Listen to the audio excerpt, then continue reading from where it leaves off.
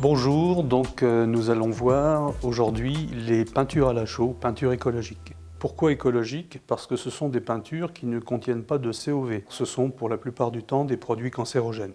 Il nous faut en premier de l'eau.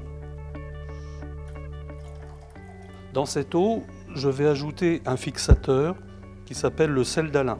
Et je vais mettre 10% de sel d'Alain par rapport au volume de l'eau.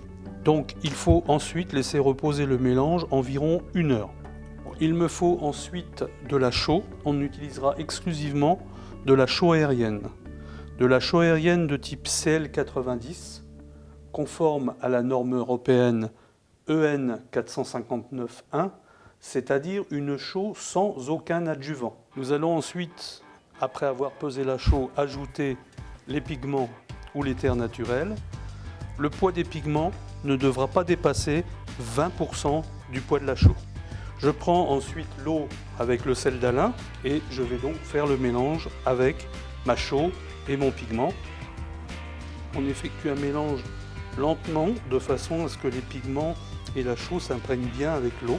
Alors cette peinture, on l'appliquera uniquement sur des supports minéraux, surtout des supports qui n'ont pas déjà reçu une peinture synthétique, c'est-à-dire une peinture filmogène. Donc pour l'application, il faudra faire attention de bien poser la peinture et non pas la tirer. Alors pour d'autres supports tels que les plaques de plâtre cartonnées, là on va être obligé d'adjuvanter notre peinture avec une résine naturelle de latex. Et pour poser cette peinture sur le bois, il va falloir qu'on la solubilise. Pour cela, on utilise donc de la caséine. Cette caséine, nous allons mettre environ 50 grammes par litre de peinture. Pour l'application, je peux la tirer. Alors les gammes de couleurs, ce sont surtout des pigments naturels qui nous viennent de la terre. Si on veut malgré tout avoir un certain brillant, un certain satiné, on pourra cirer avec des cires naturelles.